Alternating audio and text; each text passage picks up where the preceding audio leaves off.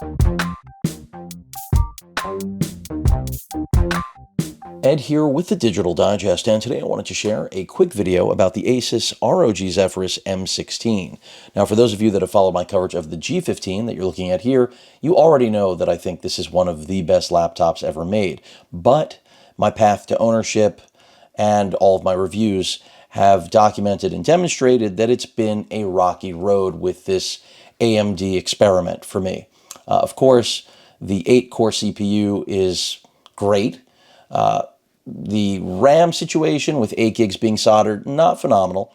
But when it comes to pricing, more importantly, the NVIDIA RTX 3070, the QHD 15.6-inch IPS 165 hertz panel, all of those things, battery life, and how light it is at a little over 4 pounds, it is one of the best gaming and content creation machines on the market.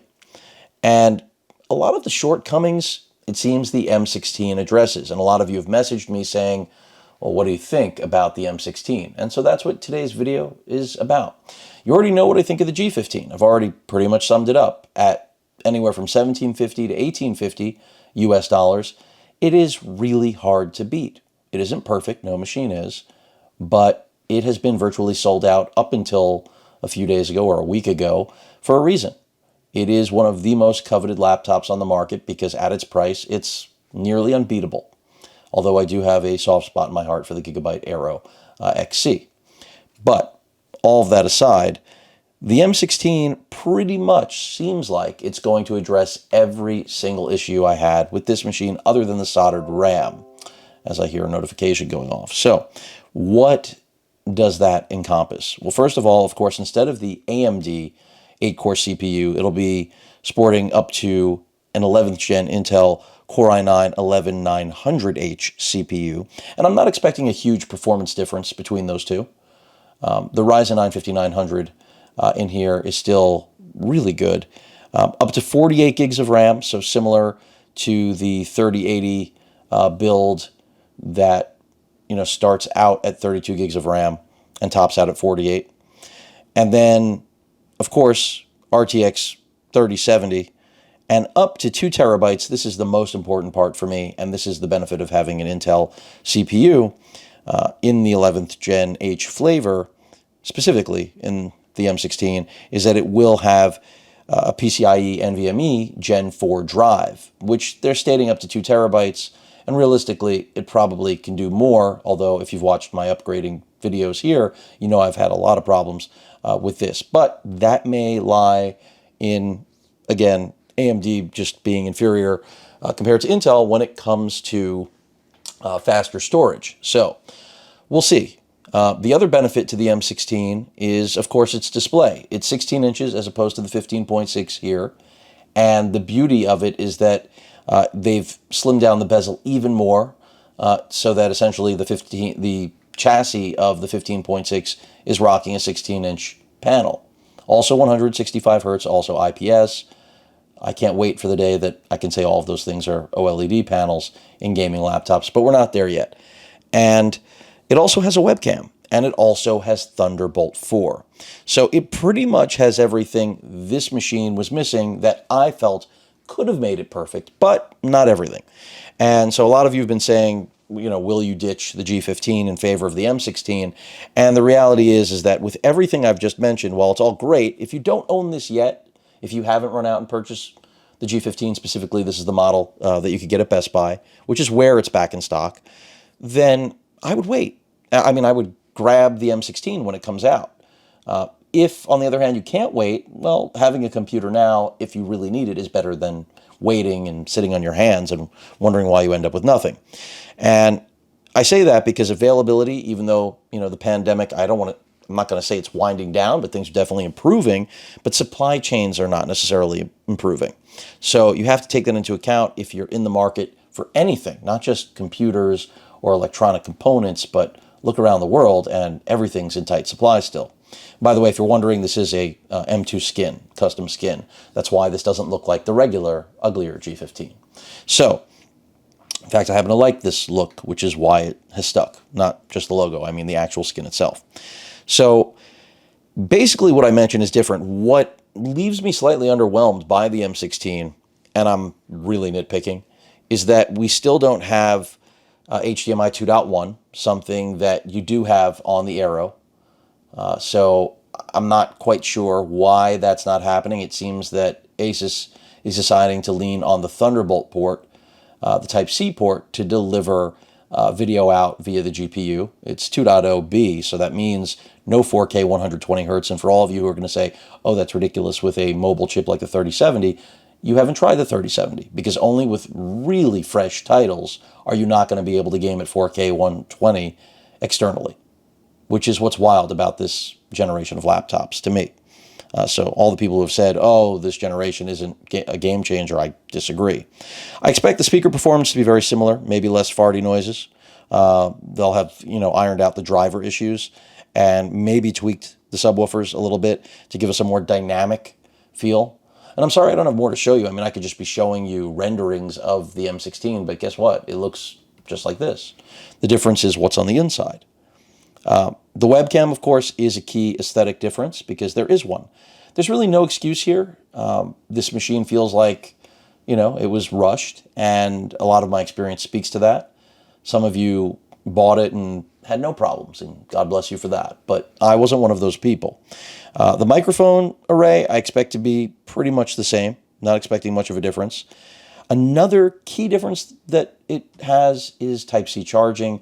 This has it, but I mention this because what that means is that when docking the M16 on a Thunderbolt dock, granted, you are not through a Thunderbolt 4 dock going to be able to utilize the 3070, because it will be relying on the Intel integrated graphics. All Thunderbolt 4, Thunderbolt 3 docks do that, or they have their own chipset. Same thing. You won't be using the GPU. But what's nice about that, for a business use, which I know isn't the common one, but if you like to keep it docked and let's say you have it hooked up to two different monitors, one for gaming, one not, something high refresh, something that isn't, like myself, color proofing with my HP Z 31-inch panel, then you will actually be able to wake up the laptop, I presume, through Thunderbolt, because it charges through Thunderbolt. See, that was a big problem I had with the Aero. The Aero had Thunderbolt 3, not 4, but that I don't really care about. But because it couldn't be charged through the Thunderbolt 3 port, that meant that if I had it docked and closed, like you see this machine now, I couldn't actually wake it up from a sleeping state, because the Thunderbolt connection couldn't charge the machine, which meant it couldn't power it on. So that's another huge advantage for me personally, not for all of you, but for me, that the M16 has to offer. Now, this machine doesn't suffer from that. I mean, it doesn't have Thunderbolt 3 or 4. I wish that it did, but it's AMD, and that is the end of that story.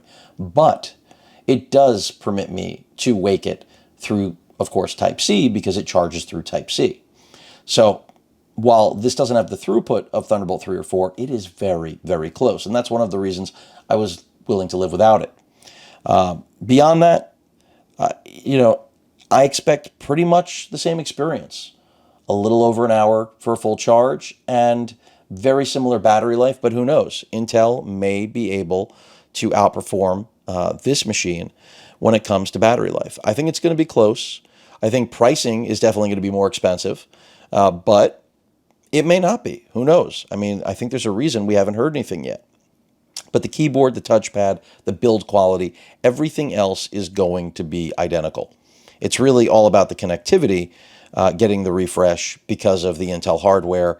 But again, not having HDMI 2.1 is just a head scratcher for me. It would have been so easy to integrate. I don't know if it's just a matter of things aren't there yet, or they don't think enough users are using it. But it's just bizarre, in my opinion, that it has been omitted. But otherwise, it looks like a really nice laptop. I mean, of course, if I like the G15, it's what I own by choice. No one forced me. No relationship with Asus as of the filming of this video. That could always change. I would still pick this machine, but had the M16 existed, I don't think I need to tell any of you, I would have gone with it. I have always been an Intel user, At the same time, I don't shun new tech. AMD has always been lurking, and they finally have gotten to the table in a big way. In the desktop market several years ago, but in the laptop market, they are shining right now. Does that mean that they are perfect? Absolutely not. And Intel still has their advantages. But the other thing you have to take into account is that Intel has some amazing architecture in the next gen coming, which is probably going to happen towards the end of this year. And so then the question becomes yet again, should you be waiting? My answer again is no. If you continue to play that game, you will never own anything. And unfortunately, a lot of people suffer from this upgrade disease that, I can't buy now because you know what's coming, and they end up with nothing.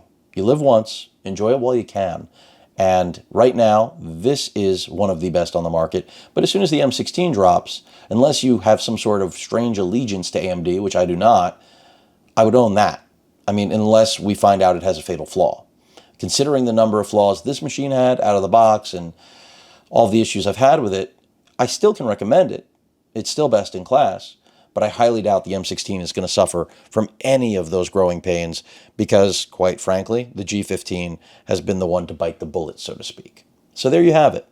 I think the M16 is going to be a great machine. I think a lot of you are going to want it. I'm sorry you had to stare at a static image through the course of this video, but I could have just put images up. I said this already, renderings. They're not renderings. It's basically this machine, but with a webcam. So hopefully you enjoyed the video. Those are my thoughts. Again, biggest advantage being obviously the display being a hair larger. I don't see that as a huge advantage. The webcam I see as being one. Thunderbolt 4 I see as a big advantage, especially with the ability to wake the machine and charge it. That makes it unique. No question. It's pretty much assuring that you have no limitations. The soldered RAM I still hate, but you can get up to 48 gigs with a 32 gig DIMM, like I did here. Unfortunately, my model, because it starts out at 16, is only capable, of course, of getting to 40 gigs. That machine, because it'll be starting with 16 gigs, at least in one configuration just like this, more expensive config, that's where you'll be able to get up to 48. You can do that with the G15 as well. But the Gen 4 NVMe, wish I had it because I have Gen 4 NVMe's. The Thunderbolt support, I have Thunderbolt docks everywhere, so I wish I had that support, obviously. And again, the performance difference, raw performance from Intel to AMD, I think is going to be minimal. So we'll see. I may end up reviewing it, I may not. That's really what today's video, in my opinion, serves to do because they're not a world apart. It's nuance. And whether or not that's going to be material to you personally, I think this is going to satisfy the majority of users. And that's why I say it's out now, get yourself something now. And if you're going to play the, what's coming next game, well, then you may as well not bother with the M16 and wait to see the next gen Intel chips hit, or drop, I should say. But that rounds things out. The M16 is a really nice looking machine. No doubt I would have preferred it over this. But by the time that thing lands, and if it's even available, this is what I've been saying to everyone, will it even be in stock? I mean, look at what the G15 inventory has been like. I think Intel will crank out more chips. They've got size as one main advantage over AMD. So they should be able to deliver. But Asus, I don't know if they can deliver. And if they can't, well, then you better hope you can still find a G15.